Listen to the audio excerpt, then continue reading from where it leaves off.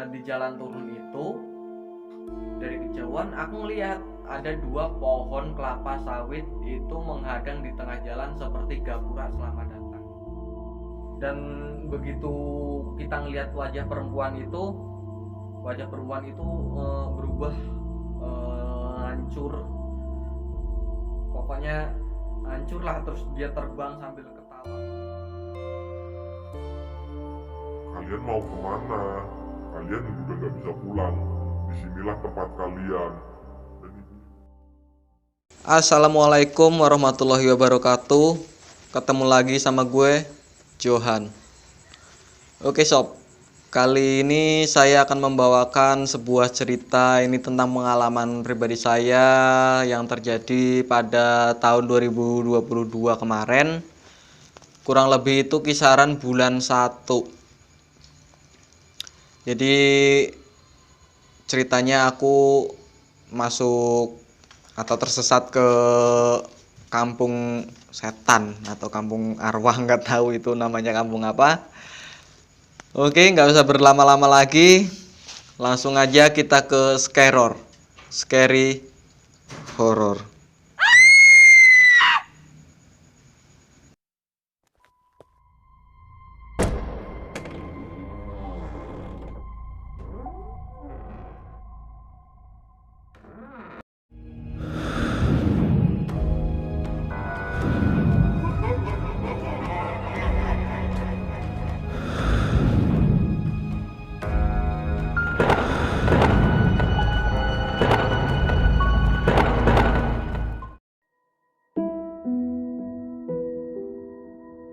Oke, ceritanya ini berawal ketika saya disuruh mencari buah manggis oleh ibu saya, dikarenakan kemarin itu ibu saya menderita penyakit tiroid atau bisa disebut gondok beracun.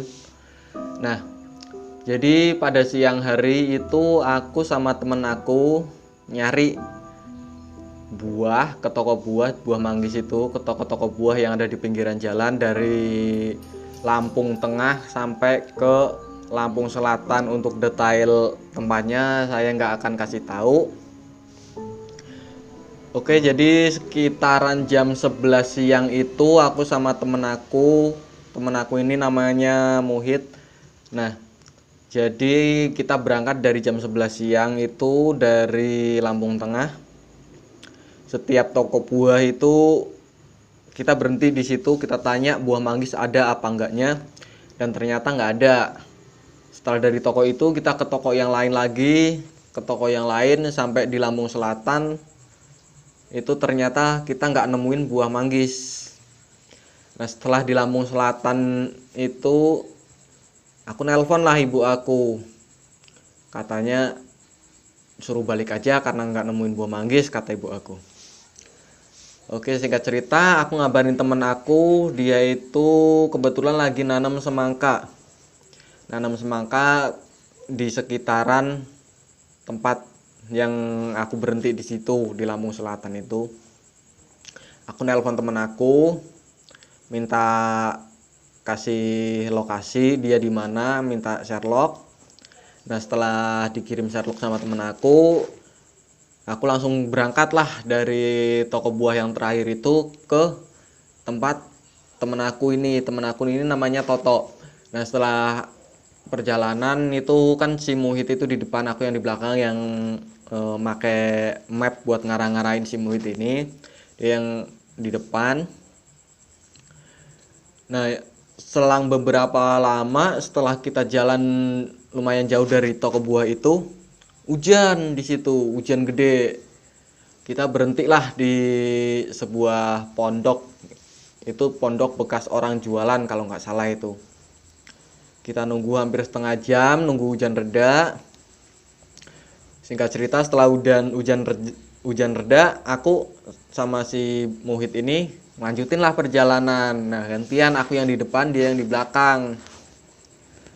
Kita lanjutin perjalanan karena di map itu waktunya itu jarak waktu cuman 21 menit. Aku pikir daripada nanggung udah nyampe sini nggak ketemu sama temen, akhirnya dilanjutin lah.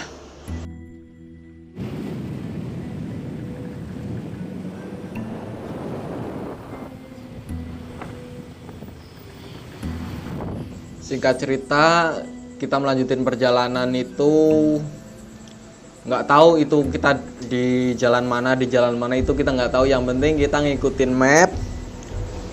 Akhirnya kita ketemulah sama danau. Kalau nggak salah itu bendungan, tapi bendungannya nggak aku sebutin itu bendungan apa. Nah setelah sampailah kita di bendungan, itu map itu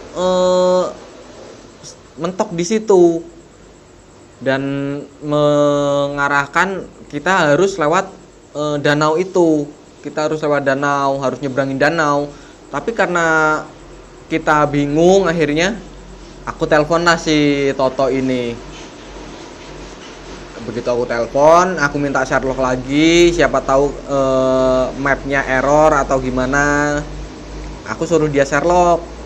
Nah setelah di Sherlock lagi, dikirim alamatnya dia, tetep kita muter-muter di danau itu, di jalan danau itu map tetep ngarahin kita lurus. Kalau lurus itu kita masuknya ke danau.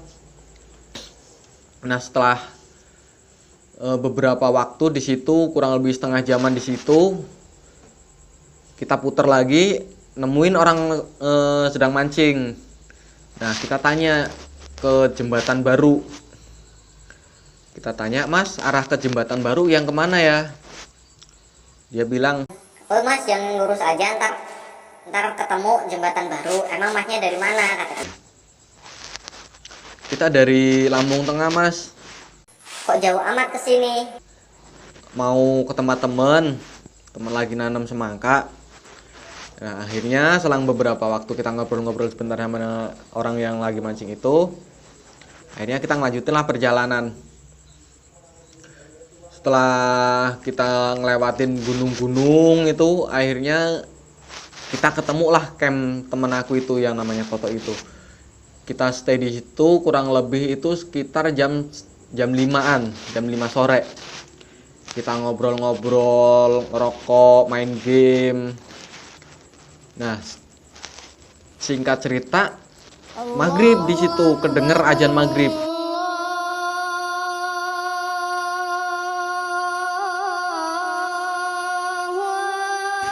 Nah, si Muhid ini ditelepon sama kakaknya. Katanya ntar kalau pulang mampir ke apotik beliin obat buat ibunya.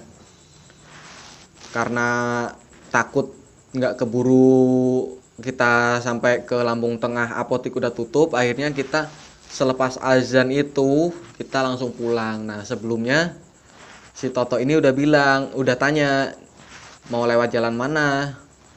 Aku bilang lewat jalan yang dekat aja, mungkin lewat jalur tengah, nggak lewat kota. Terus si Toto bilang, Lebih baik lewat kota, kalau lewat jalan tengah jalannya agak-agak. enggak, dia bilang kayak gitu. Cuman aku nggak ngeh jalan agak-agak itu agak-agak gimana. Mungkin maksud dia yang ada di pikiranku, maksud dia mungkin agak susah atau gimana. Itu kan kebetulan juga habis hujan di situ kan. Jadi kita tetap nekat karena jalur tengah itu jalur yang paling cepat menurut kita.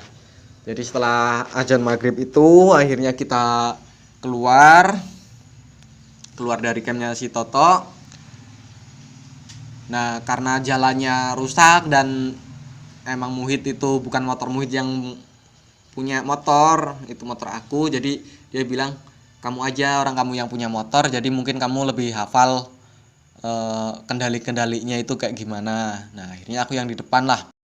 Badan udah terasa dingin karena habis hujan juga. Akhirnya aku ngelanjutin perjalanan dengan bawa motor pelan-pelan, itu kurang lebih kisaran 40 sampai 60 lah kecepatannya. Nah, karena kita asing dengan tempat itu, kita bawa map, pakai maps.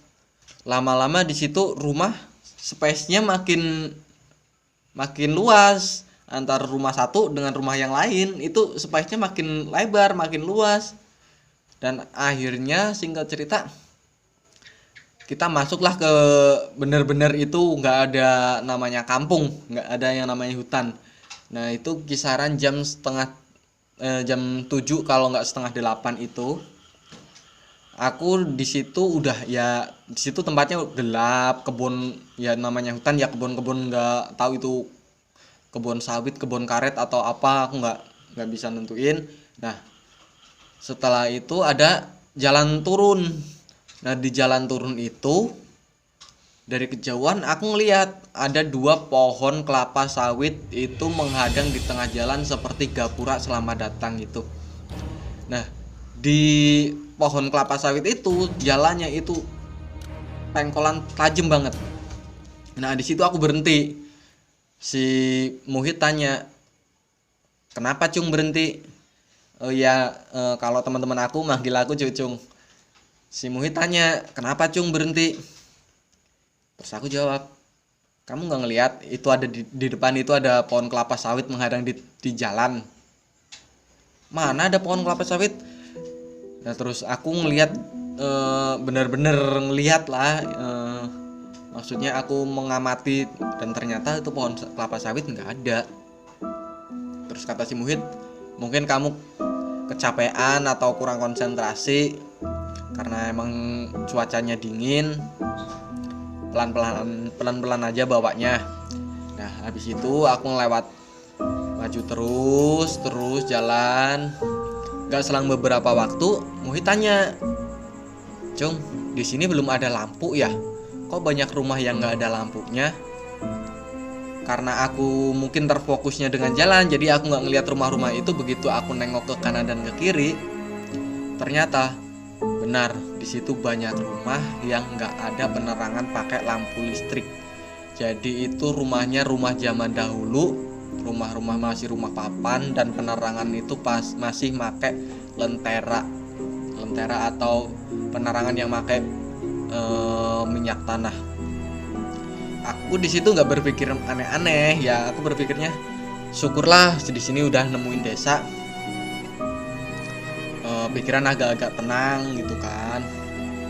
Nah, setelah kita terus jalan terus, si Muhid bilang, Cung, di depan ada perempuan.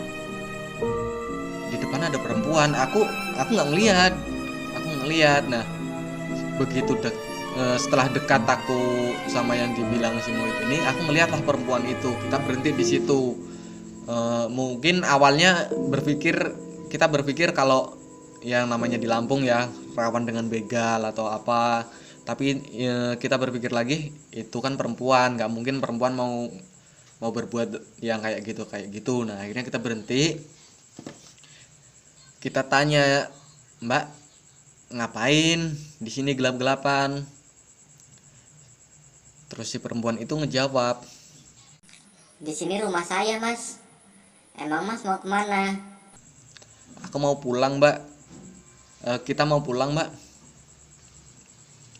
Nah, terus si perempuan itu bilang, Kalian tidak akan bisa pulang karena disinilah rumah kalian.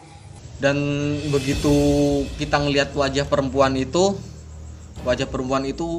berubah, hancur. Pokoknya hancur lah. Terus dia terbang sambil ketawa kayak kuntilanak gitu.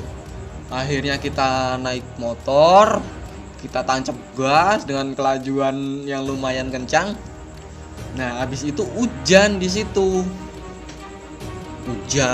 Karena kita saking takutnya, kita nggak mikir berhenti atau nyari tempat untuk berteduh. Aku pokoknya laju dengan kecepatan tinggi lah. Aku terus naik motor terus. Nah, akhirnya kita ketemu lah kayak desa tapi udah rame, udah kayak pasar. Nah, di situ kita berhenti, kita sebat, terus kita ngobrol. Kok di sini nggak ada kendaraan lewat ya, nggak ada orang-orang juga, padahal di sini udah agak rame. Ya mungkin karena hujan, kata si Muhid itu. Nah, begitu hujan reda, kita ngelanjutin lah perjalanan lagi. Dan di tengah-tengah perjalanan tiba-tiba hujan lagi. Begitu hujan, kita nemuin pos ronda. Kita berhenti lagi di situ buat neduh karena saking dinginnya. Kita berhenti di situ agak lama lah, hampir kurang lebih itu 1 jaman kita di situ nunggu hujan reda. Tiba-tiba ada ibu-ibu lewat depan situ. Nah, aku tanya, "Bu, ini jalan yang mau ke desa ini masih jauh nggak ya?" Kata ibu-ibu itu, "Kalian mau kemana? Kalian udah nggak bisa pulang. Disinilah tempat kalian." Dan ibu-ibu itu berubah lagi, jadi mukanya itu hancur berlumuran darah. Akhirnya kita yang ketakutannya di situ kita sambil baca-baca bismillah, baca-baca suratan-suratan yang kita bisa. Nah, akhirnya kita tersadar, nggak taunya itu pos ronda itu ternyata hanya sebuah pohon kelapa sawit. Jadi kita berhenti di situ itu bukan berhenti di pos, tapi kita berhenti di bawah pohon kelapa sawit.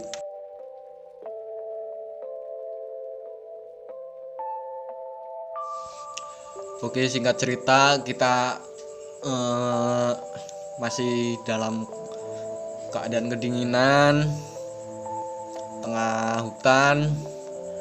Akhirnya selang beberapa lama kita bisa keluar dari tempat itu dan melihat perbatasan atau Tugu Selamat Datang Desa B. Pikiran kita udah tenang, udah nggak gelisah-gelisah lagi. Terus di situ kita berhenti lah karena ketemu sama apotek. Kita berhenti, kita beli obat yang ibunya si Muhid ini cari, yang dipesenin sama ibunya Muhid. Kita berhenti di situ di apotek. Si penjual yang di apotek ini sempat bingung juga ngelihat kita orang berdua itu basah-basahan. Tapi kita nggak tanya-tanya kenapa, bingung kenapa, atau ngelihat kita aneh apa kayak mana, itu kita nggak tanya-tanya. Karena perut lapar juga, kita kedinginan. Kita naik motor lagi, kita ngelihat warung-warung bakso. Kita berhenti lah buat makan bakso, buat ya biar pikiran juga agak-agak tenang. Karena emang dari siang kita nggak makan, di tempat si Toto kita juga nggak makan. Sebenarnya di situ juga ditawarin makan sih, cuman kita kan karena keburu-buru ngejar apotek ini takutnya tutup, kita langsung pulang aja. Nah, setelah itu kita berhentilah di warung bakso itu, kita makan bakso. Si ibu itu tanya, Dari mana, Mas? Kok basah-basahan? "Kita dari Lampung Selatan, Bu, desa ini." Emang kalian lewat mana? "Kita lewat jalur tengah, Bu." Si ibu itu kaget. Mas, hati-hati kalau lewat jalur tengah. Kata si ibu itu. Kita tanya, "Emang kenapa, Bu?" Terus si ibu itu nggak jawab, seolah nggak pengen ngasih tahu. Akhirnya si ibu itu cerita-cerita yang lain. Nah, setelah kita selesai makan, kita pun lanjutin perjalanan pulang. Singkat cerita, kita sudah sampai di rumah dengan keadaan selamat. Dan aku pun langsung pulang ke rumah karena ya emang badan udah kedinginan. Udah malam juga, itu sampai rumah sekitaran pukul 11 malam. Aku pulang ke rumah, aku ngomong sama ibu aku kalau nggak nemuin buah manggisnya. Setelah pulang ke rumah, aku berpikir, apa karena emang kita keluar habis maghrib? Kata orang-orang tua zaman dulu kan emang kalau keluar habis maghrib itu nggak dibolehin. Pamali atau kayak mana itu nggak tahu. Yang jelas kita keluar habis maghrib mengalami kejadian itu. Itu kejadian yang sangat-sangat luar biasa, nggak akan terlupakan. Oke, terima kasih buat teman-teman yang udah stay di sini. Pesan saya, kalau misalkan kita mau keluar atau kita mau pulang, entah itu dari mana, entah itu lewat manapun, yang penting kita jangan keluar pas habis maghribnya. Ya minimal jam 7 itu bisa keluar. Dan jangan lupa untuk baca-baca bismillah sebelum kita keluar dari rumah atau keluar dari manapun itu. Oke, terima kasih sudah stay tune di sini. Saya pamit undur diri. Assalamualaikum warahmatullahi wabarakatuh.